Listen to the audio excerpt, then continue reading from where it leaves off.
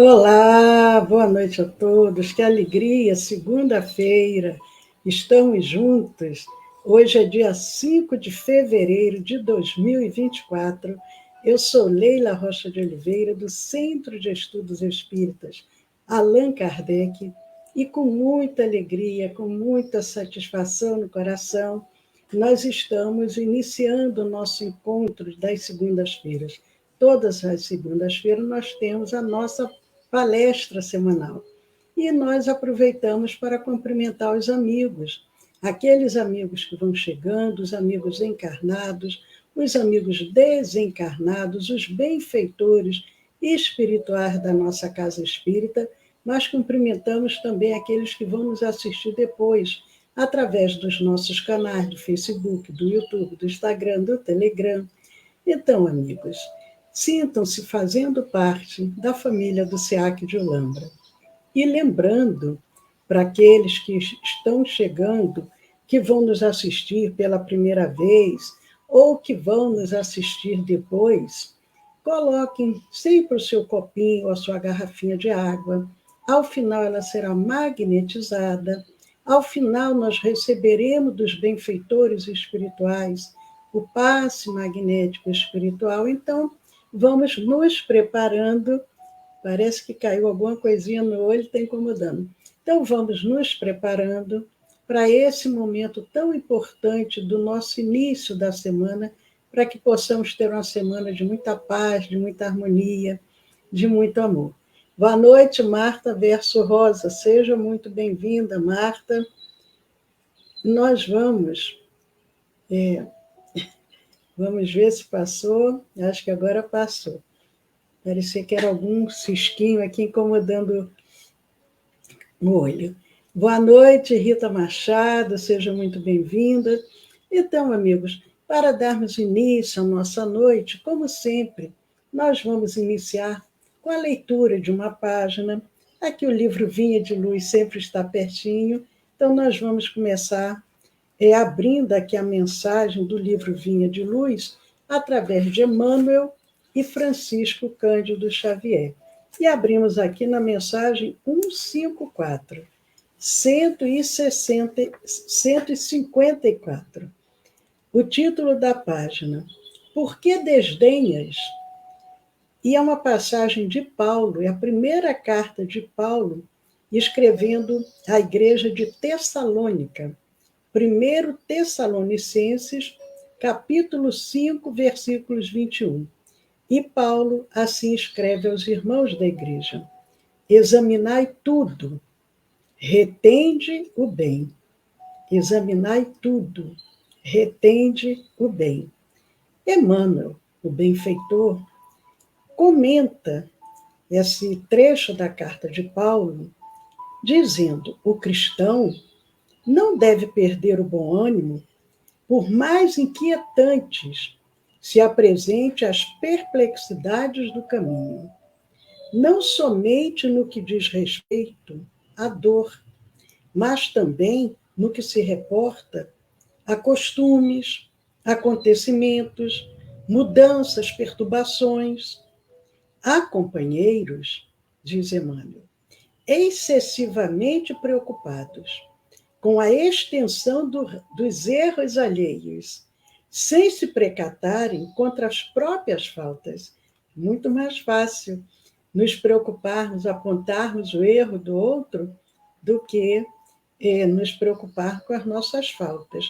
Assinalam causas suspeitas, fogem ao movimento social, malsinam fatos ou reprovam pessoas, antes de qualquer exame sério das situações. E nesse complexo emocional que os distancia da realidade, dilatam desentendimentos com pretensas atitudes de salvadores improvisados, que apenas acentuam a esterilidade do fanatismo.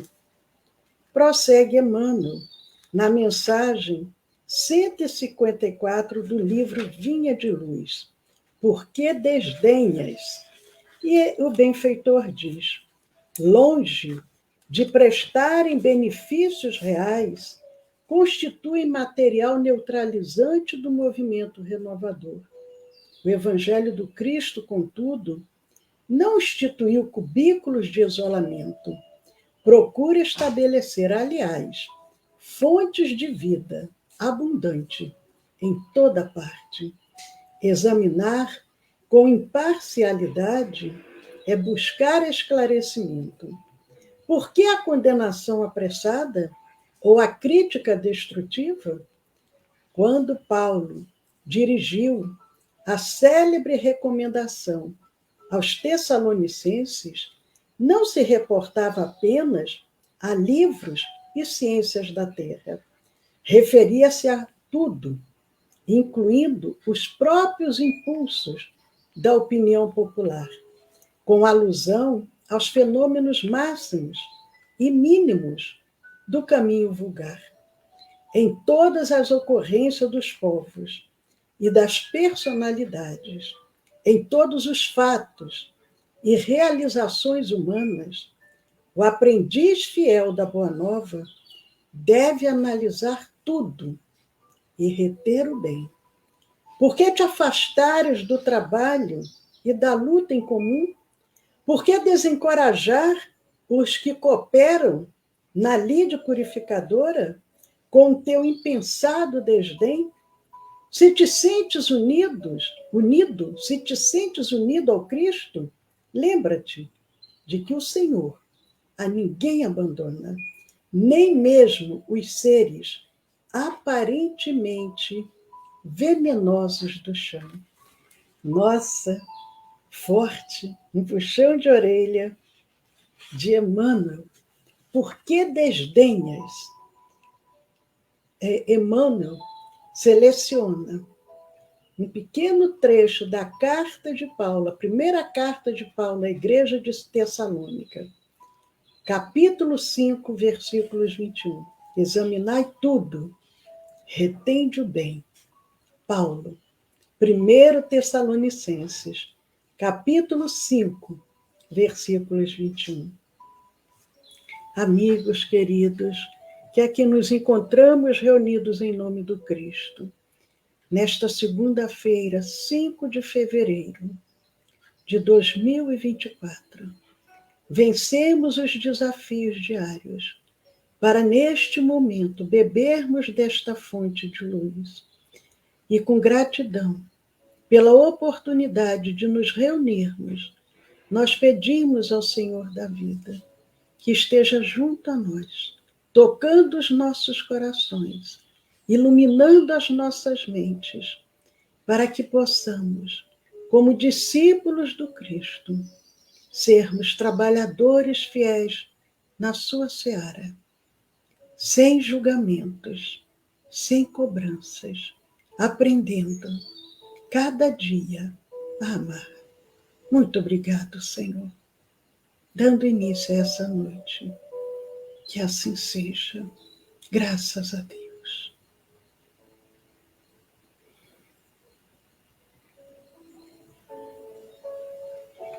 Boa noite, Tacimara. Boa noite, Marina. Seja muito bem-vinda, Marina. Marina Gevartoski.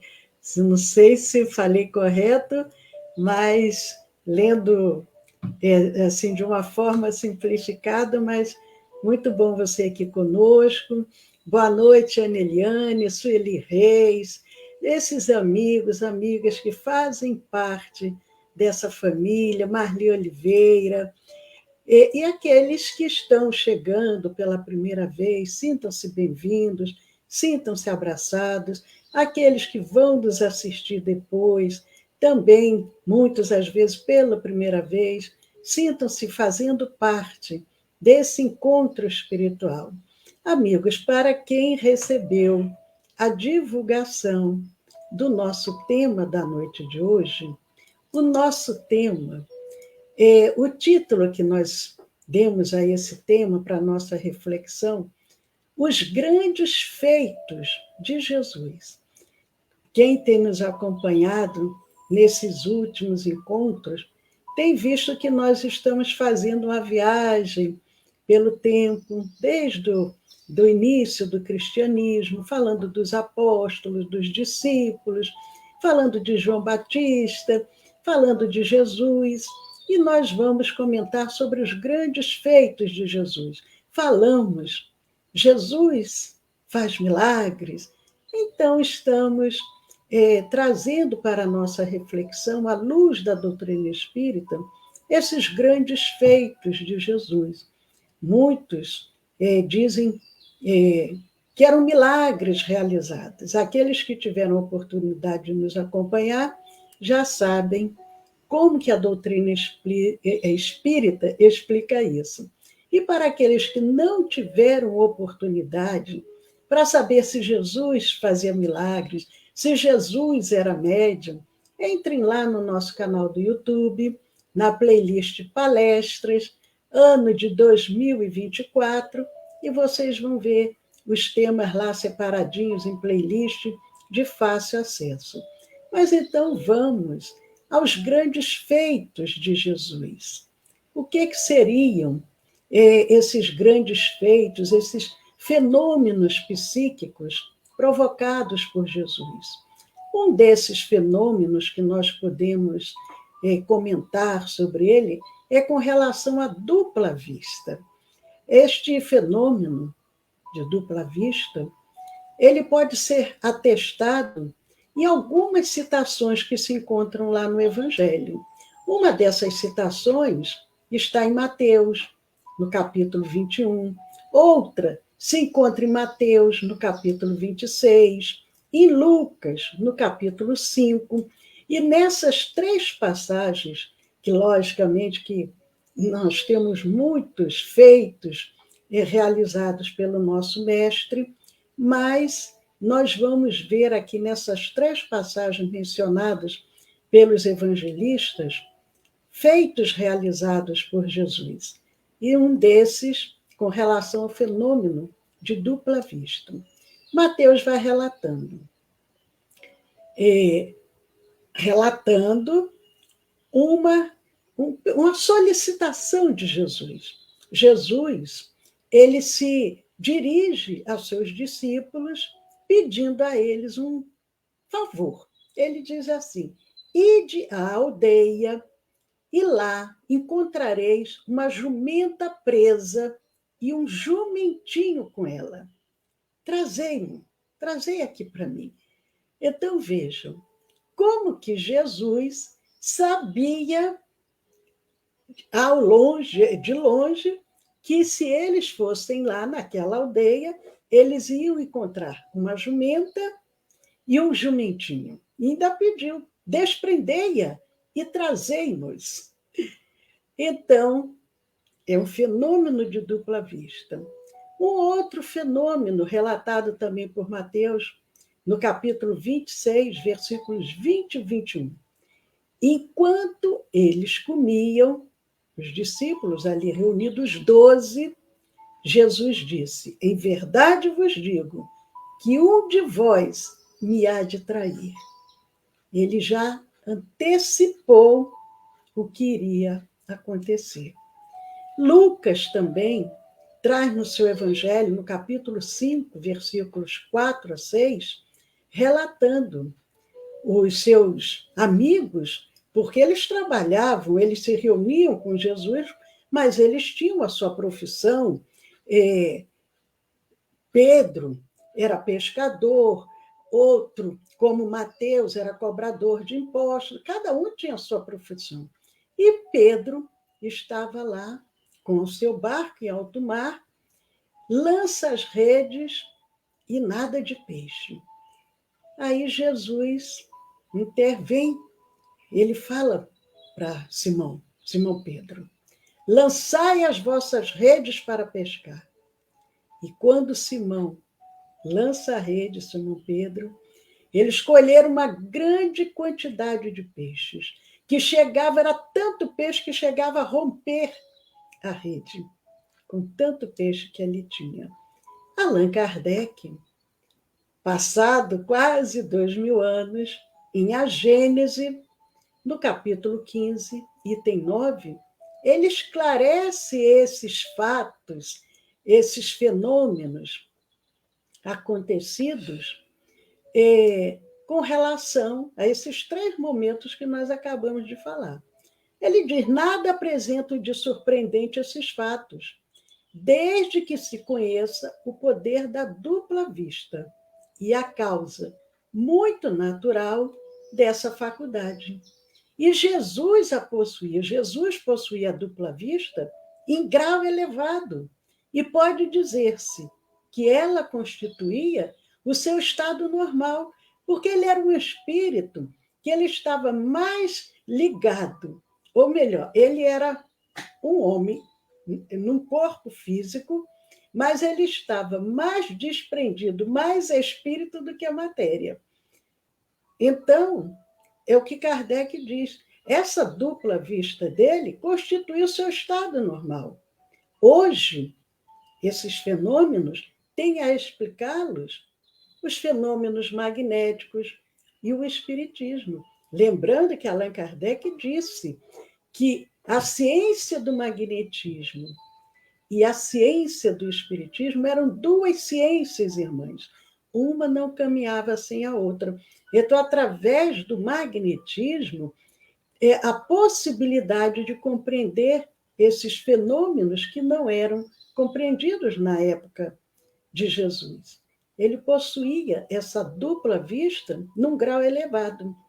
Jesus, ele viu com a vista da alma. Então, a dupla vista é quando a gente consegue ver com a vista da alma, e não com a vista do olho físico. Mas Kardec prossegue ainda em A Gênese, ainda no capítulo 5, no item 27, falando sobre os fenômenos de cura e dizendo de todos os fatos que dão testemunho do poder de Jesus, os mais numerosos são as curas. Quando nós lemos os evangelistas, são relatados várias e várias curas. E Marcos, um dos evangelistas, no capítulo 5, ele fala sobre a mulher hemorroíça. Quem era a mulher hemorroíça? Era aquela mulher que durante 12 anos ela padecia com fluxo de sangue. E ela já estava desesperada, porque quando a mulher perdia sangue, se ela tivesse num período menstrual, ela não poderia tocar ninguém, e nem ninguém poderia tocá-la, porque eles achavam que ela estava impura. Então, imagine uma pessoa há 12 anos padecendo desse fluxo de sangue. Lá no Evangelho, eles colocam lá a mulher hemorroíça. E ela pensou: nossa, se eu conseguir tocar a veste daquele homem, daquele Messias que tem realizado tantas curas, eu também ficarei curada. E ela pensou: se eu tocar, eu vou sarar. Mas quando ela consegue entre a multidão, porque Jesus, cercado pela multidão, ela consegue tocar nas suas vestes, Jesus sente. E ele pergunta: quem tocou nas minhas vestes? E ela fica constrangida, porque se era proibido a mulher, nessa condição, tocar alguém, ela ficou apavorada, ela ficou tremenda, ela ia ser repreendida, ela não podia ter feito isso. Mas ele falou: quem me tocou? Porque de mim saiu uma virtude. Ele sentiu que dele saiu um fluido de cura.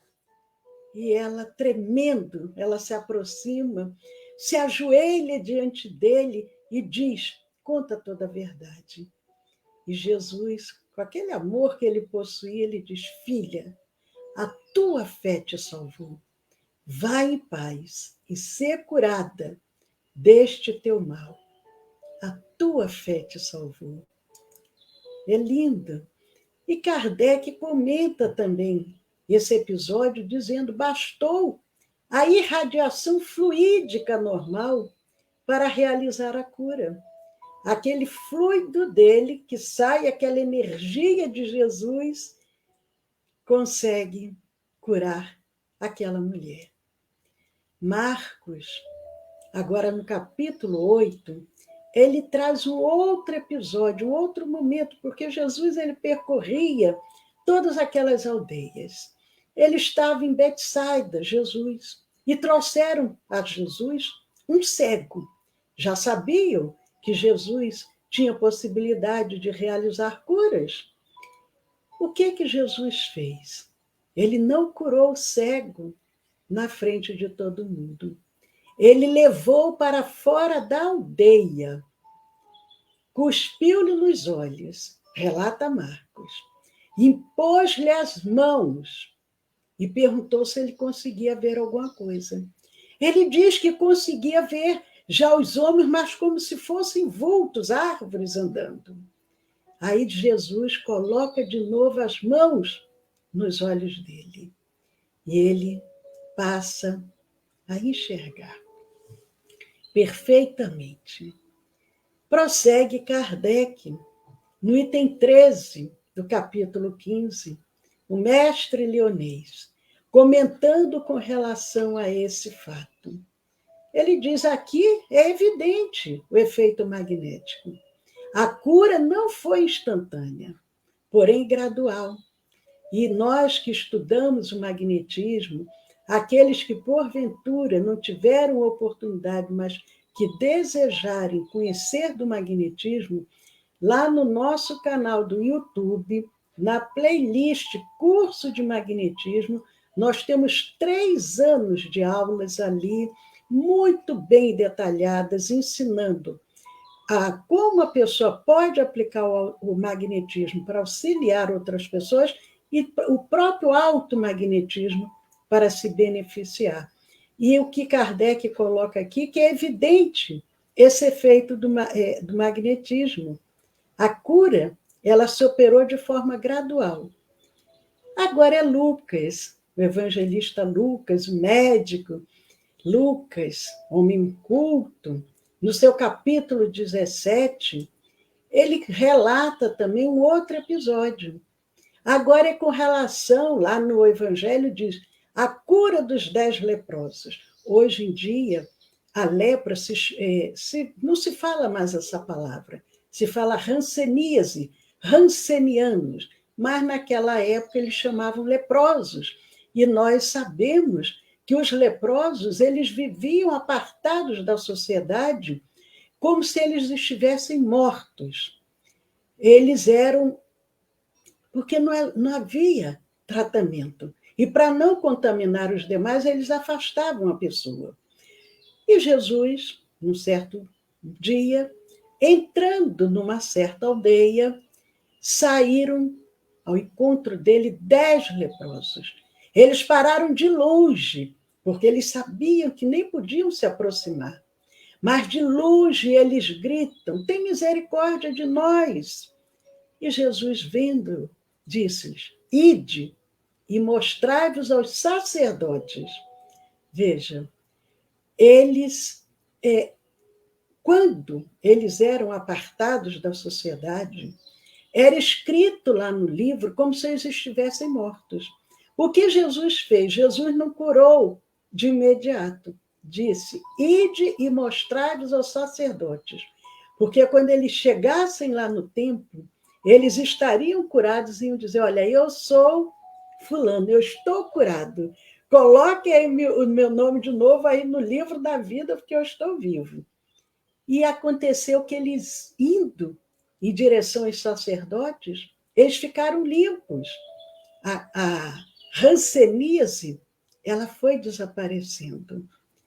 Eram 10, relata Lucas.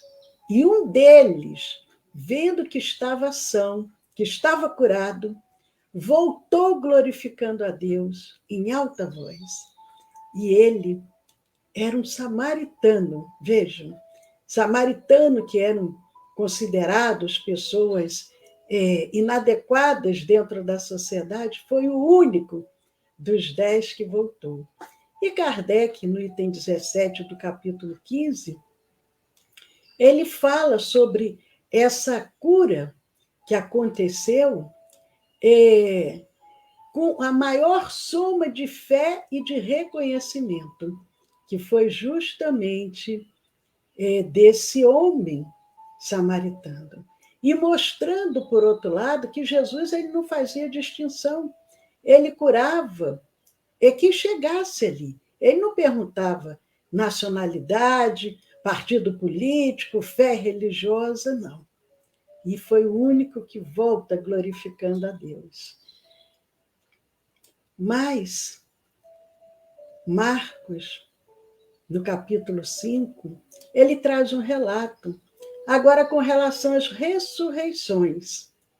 Outro feito de Jesus, que foi o seguinte: quem assistiu os nossos encontros passados recorda, nós já falamos com relação à ressurreição, estamos vendo no nosso Evangelho do Lar, no domingo, sobre ressurreição, sobre reencarnação. Mas Jairo, que era um homem importante da sinagoga, um dos principais, a filha de Jairo estava muito mal. No Evangelho, inclusive, vem assim: a cura da filha de Jairo. E a filha dele estava moribunda, e ele desesperado. Apesar dele ser lá da sinagoga, ele vai atrás de Jesus. E Jesus segue para que auxiliá-lo.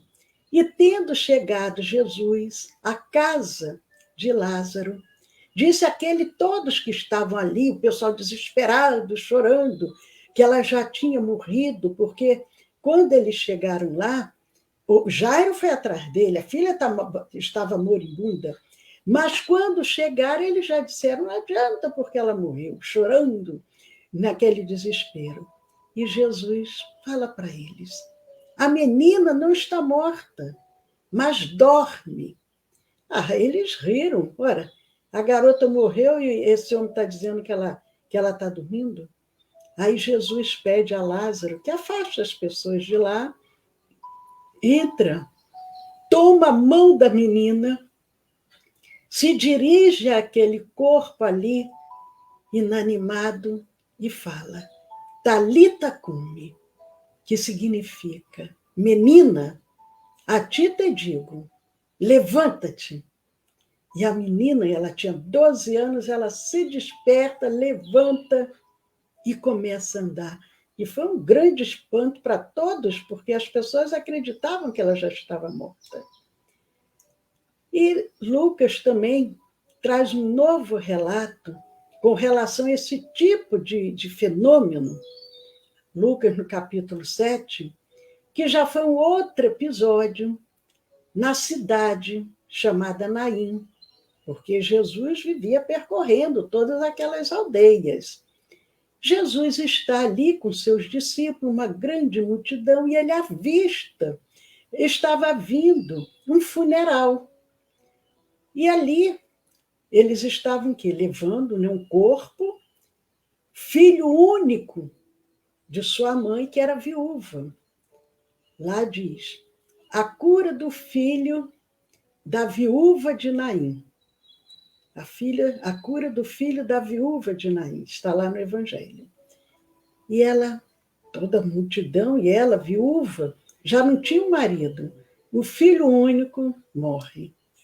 Ela chorando. Jesus se compadece. Chegando-se próximo, tocou o esquife. Jesus tocou e disse: jovem, eu te digo, levanta-te. E o defunto assentou-se e começou a falar. Olha, foi também aquele alvoroço, e correu a fama dele por toda a Judéia. Porque como aquele homem conseguiu fazer voltar à vida aquele jovem? Mas Kardec vai explicar, na realidade, que feito foi esse. Jesus ele não fez a filha de Jairo voltar à vida, não fez aquele menino, aquele jovem voltar à vida. No capítulo 15, no item 39, Kardec orienta, esclarece contrário seria às leis da natureza e, portanto, milagroso, o fato de voltar à vida corpórea um indivíduo que se achasse realmente morto. Então, ele não estava morto, mas com aparência de morto. É, pois, de todo ponto provável que nos dois casos, diz Kardec, apenas ou eles sofreram uma síncope ou eles estavam em estado de letargia. Porque a letargia, hoje, agora há pouco tempo, agora recente, eu vi na internet, a mulher estava lá sendo velada e ela levanta do caixão.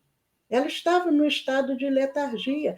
A medicina atual, às vezes, ainda se equivoca, porque para tudo, fica completamente, parece que a pessoa está morta. Inclusive, dependendo da situação, os membros começam até a ficarem, a apodrecer, começam a apodrecer. Mas ela estava viva. O que Jesus fez? Jesus, com o poder fluídico que ele possuía, acionado por uma vontade forte, porque ele podia ter o poder, mas não está interessado. Mas Kardec diz, acionado por uma vontade forte, ele faz voltar ao corpo o espírito. O espírito estava afastado, ele estava prestes a abandonar o corpo, porque o laço perispirídico, aquele laço fluídico, aquele laço que liga o espírito à matéria, que através do perispírito, ele estava quase se rompendo, mas ainda não havia se rompido. Se tivesse se rompido, não teria mais como Jesus fazer voltar à vida, mas estava num estado provavelmente de letargia, e ele, com aquele poder fluídico, ele dá um choque fluídico. Se fosse hoje, o médico vinha lá com aquele aparelho no coração, ou uma massagem cardíaca, mas ele dá aquela energia, e tanto a filha de Naim se desperta, quanto Lázaro lá no sepulcro também, quanto esse filho da viúva de Naim. Mas para os homens daquela época, eles achavam que havia ressurreição, achavam que a pessoa estava morta e que tinha voltado. E Marcos, voltando agora novamente ao evangelista Marcos, no capítulo 9, ele fala sobre a transfiguração. Foi também um dos feitos de Jesus. Jesus, num certo dia, ele chamou Pedro, Tiago e João. Ele costumava andar com esses três. Eu acho que eles tinham um poder mediúnico maior e eles iam junto com Jesus. Eles vão os três junto com Jesus. Jesus os chama em particular, leva para o alto do monte, e ali no alto do monte, Jesus se transfigura diante deles. As vestes de Jesus ficaram resplandecentes, eram brancas como a neve. Marcos diz que era tão branca que nenhum lavadeiro sobre a terra as poderia branquear. Não teria uma pessoa que tivesse condições de tornar uma roupa tão branca quanto aquela roupa que Jesus ficou. Ele ficou iluminado, ele se transfigurou. E no capítulo 15, no item 44 da Gênesis, Allan Kardec explica: a transfiguração é um fato muito comum, que, em virtude da irradiação fluídica, irradiou o fluido. Todos nós temos fluido, temos essa energia, uns mais, outros menos. Então, ele irradiou aquela irradiação tão intensa. Isso pode modificar a aparência de um indivíduo, mas a pureza, explica Kardec, a pureza do perispírito de Jesus permitiu que seu espírito lhe desse excepcional fulgor. Então, ele ficou assim, como se fosse uma luz. E os discípulos ficaram surpresos com aquela transfiguração. Mas João, o discípulo amado, no capítulo 20, ele diz, com relação à aparição de Jesus após a sua crucificação. Vocês devem lembrar, quando Jesus foi crucificado ali na cruz, tempos depois ele apareceu várias vezes. Durante 40 dias, Jesus apareceu em alguns momentos, durante 40 dias após a sua morte. E num desses momentos, João relata, chegada, pois, a tarde daquele dia, o primeiro da semana, encerradas as portas, onde os discípulos, com medo dos judeus, se tinham ajuntado, chegou Jesus e pôs-se no meio dele e disse-lhes, paz seja convosco. Quando Jesus foi preso, todos os discípulos fugiram, eles ficaram com medo, eles se esconderam. Então, eles estavam com a porta trancada, Jesus aparece. Já havia desencarnado, já havia sido crucificado. Chega no meio deles e diz, paz seja convosco. Depois desse episódio, 8 dias depois, outra vez, eles estavam, os discípulos ali todos reunidos, e nessa vez Tomé estava junto. Chegou Jesus, estando as portas fechadas, e apresentou-se no meio e disse, paz seja convosco. Quem assistiu o filme Nosso Lar, Os Mensageiros, tem tem um momento do filme que é interessante, porque tem espírito que passa pela porta fechada tranquilamente, tem espírito que ainda não consegue passar. Então, quem ainda não viu, quando passar, vocês vão lembrar o que eu estou dizendo, e quem já viu vai recordar esse momento. Jesus não tinha porta que o dificultasse. A porta fechada, ele entra, paz seja convosco. Depois, ele se dirige a Tomé. Põe aqui o teu dedo e vê as minhas mãos. Chega a tua mão e põe-na no meu lado. Não sejas incrédula, mas crente. Porque Tomé tinha dito que não acreditava que Jesus, ele não estava lá da primeira vez, não acreditava que Jesus tivesse aparecido. Tomé respondeu e disse-lhe, Senhor meu e Deus meu. Disse-lhe Jesus, porque me viste, Tomé, creste. Bem-aventurados os que não viram e creram. Deu um puxãozinho de orelha no Tomé. Agora, antes da aparição aos discípulos, Jesus já havia aparecido para Maria de Madalena e outras mulheres. Madalena foi a primeira, quando ela chega lá no túmulo, está vazio, aí que ela pensa que é um jardineiro que está ali, que aí ela vê lá, Rabone, que quer dizer mestre, ele aparece para ela. E aí ela corre para falar para os discípulos, ninguém acreditou. Que é isso, Jesus ia aparecer logo para ela, essa pecadora? Nós somos assim. 3 anos Jesus ensinando o amor, o perdão, a fraternidade, mas eles não acreditaram em Madalena. Aparece mais tarde Jesus também aos 2 discípulos no caminho de Emaús.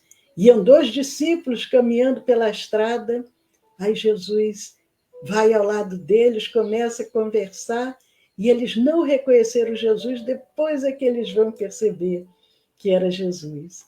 Kardec, ainda no capítulo 15, no item 61 de A Gênese, ele comenta esses episódios à luz da doutrina espírita, esclarecendo as aparições de Jesus após a sua morte se explicam perfeitamente pelas leis fluídicas e pelas propriedades do perispírito. Se notarmos as circunstâncias, reconheceremos todos os caracteres de um ser fluídico. Ele diz, Jesus, ele apareceu, agora não era um corpo físico, ele apareceu agora era o perispírito dele, era um ser fluídico que apareceu para os discípulos.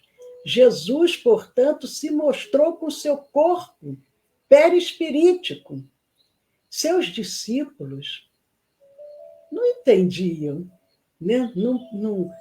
Ainda não conheciam essas particularidades, apesar de que o perispírito ele já era conhecido desde a antiguidade com várias denominações.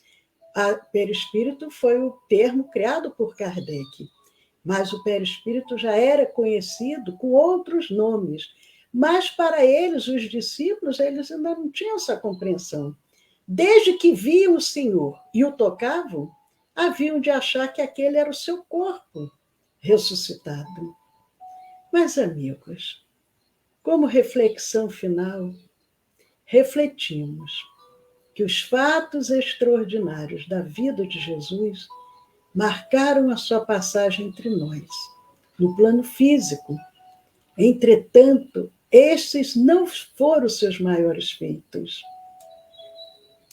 No item 63, Kardec diz: o maior milagre que Jesus operou, o que verdadeiramente atesta sua superioridade, foi a revolução que seus ensinos produziram no mundo.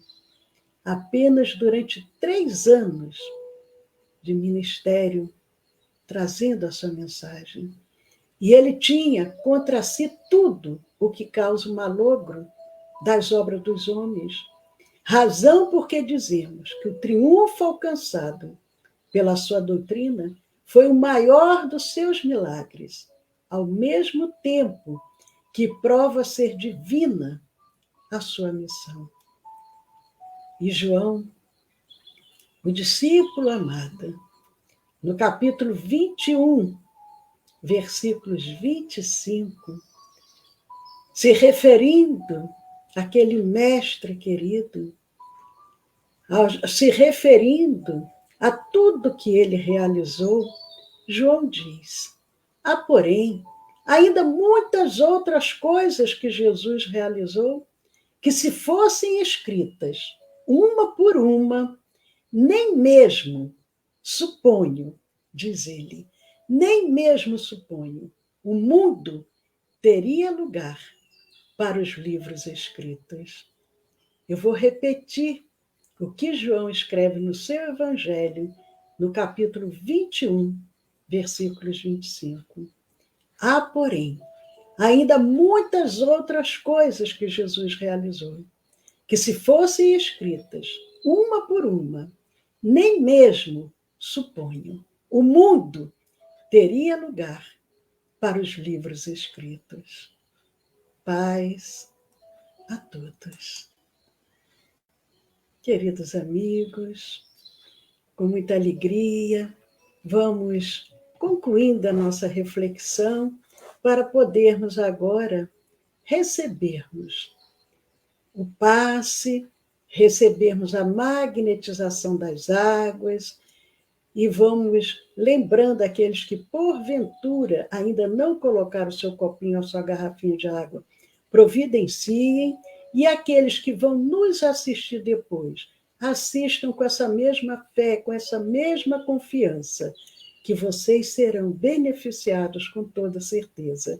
Coloquem também o seu copinho ou sua garrafinha de água e mantenham-se com muita fé, com muita esperança. Neste momento, para aqueles que sentem uma necessidade maior de receber, mantenham-se em sintonia. Mas os que sentem que têm condições de doar, vamos fazer uma grande rede de doação. Doarmos os nossos melhores pensamentos e sentimentos. E os emissários do Cristo vão se utilizar de nós. A Sueli está dizendo que o grupo espírita que ela frequentava fazia visitas no hospital em Pirapitingui para tratamento da hanseníase. Era bem difícil e triste ver a situação daquelas pessoas. Mas, amigos, Vamos orar neste momento, com muita fé, com muita confiança, nesse início de mais um mês que se inicia, 5 de fevereiro de 2024. Nós pedimos, Senhor, a Tua proteção, a Tua paz, para todo o nosso planeta Terra.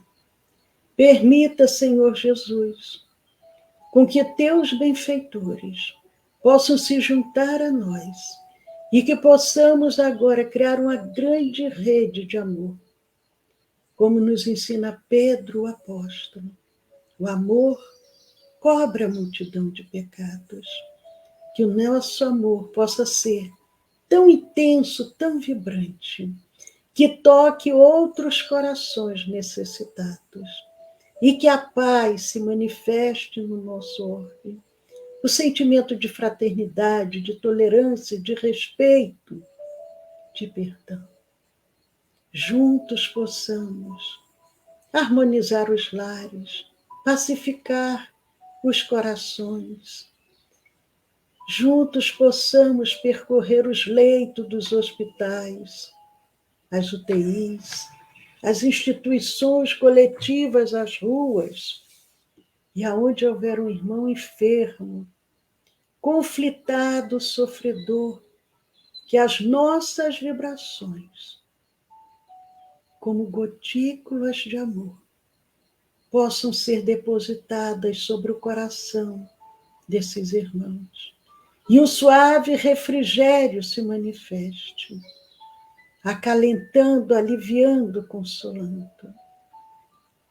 Que os benfeitores amigos se utilizem de nós para juntos magnetizarmos as águas, as medicações, o soro, o oxigênio e tudo que for possível magnetizar para potencializar os efeitos de cura, principalmente a verdadeira cura, que é a cura do espírito. Porque quando o espírito está saudável, o corpo não mais adoece. E nós vamos vibrando com muita confiança, com muita fé, com muita esperança, entregando aos governadores espirituais de todas as nações o cuidado pelo nosso planeta.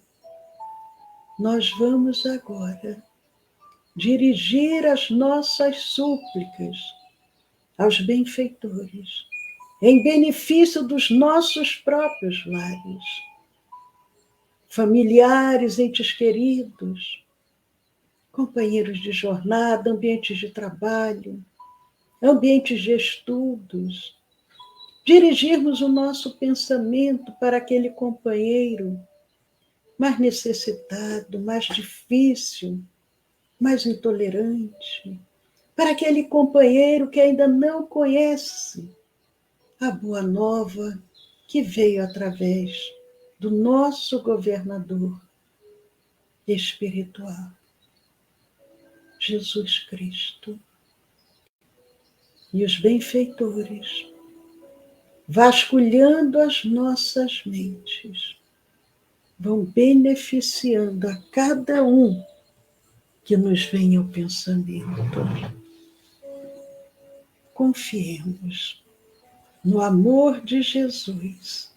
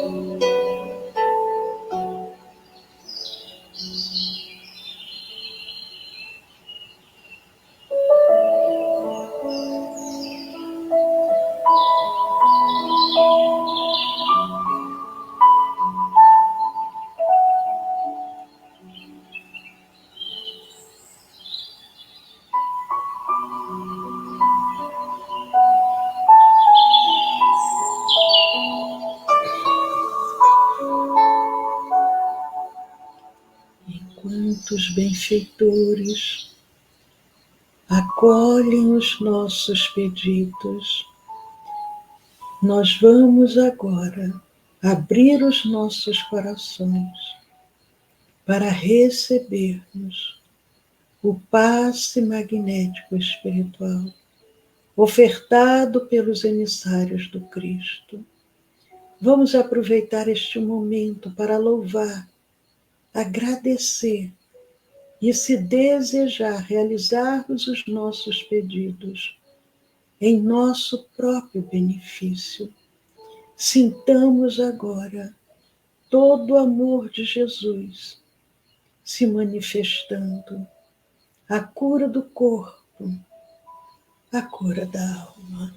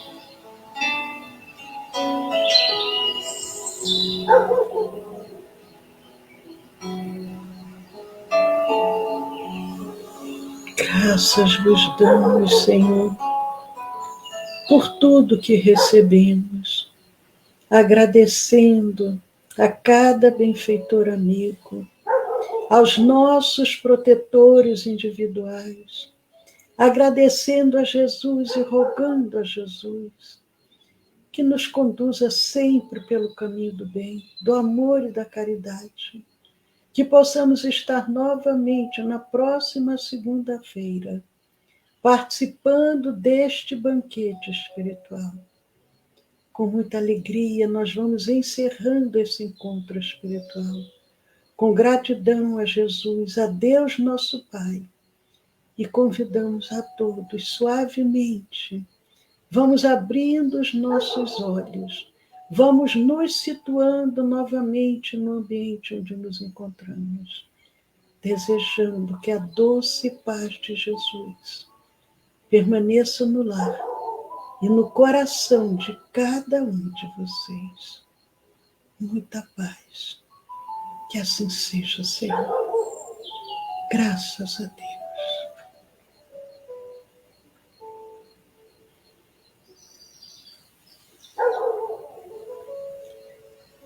Queridos amigos, depois de tudo que recebemos, só podemos agradecer, lembrando que na semana de carnaval, as nossas atividades sábado, ou melhor, domingo, segunda e terça-feira serão normais, porque pronto-socorro não fecha as portas e uma casa espírita é um pronto-socorro espiritual. Então, nos dias de carnaval, domingo, segunda e terça, estaremos abertos nas nossas lives, nos nossos atendimentos espirituais, e lembrando que amanhã, terça-feira, 20 horas, horário de Brasília, pelo Facebook, pelo Instagram, nós temos o nosso estudo do Evangelho, e não é ao vivo, é à distância. De 8h30 às 9h30 da noite, nós temos a nossa reunião de vibração e irradiação, que é uma reunião de tratamento.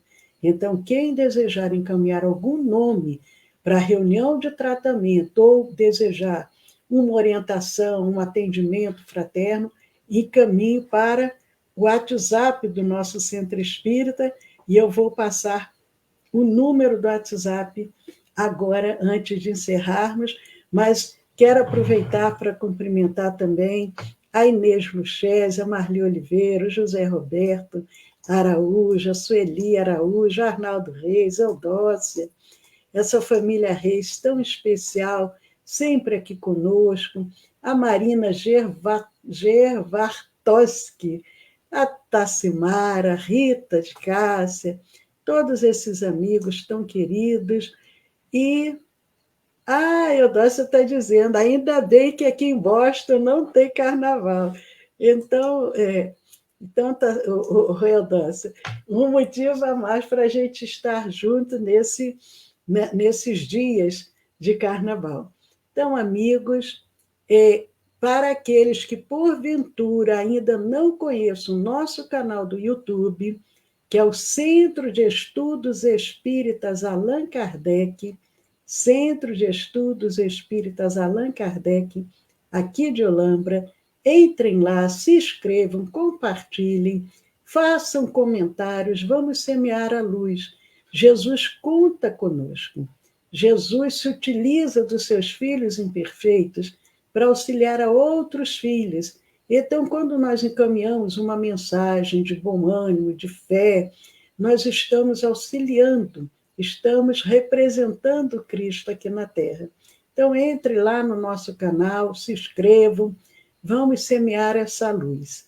E agora anotem o número do WhatsApp do nosso Centro Espírita. O DDD é o 19, DDD 19, e o celular 99 456 4473. 19 99 456 4473. Esse é o novo número do WhatsApp do nosso Centro Espírita, onde nós recebemos os pedidos, as solicitações. Então, anotem aí, se alguém desejar encaminhar alguma mensagem. Saúde e paz a todos. Até amanhã, terça-feira, 6 de fevereiro. Um beijo para todos vocês.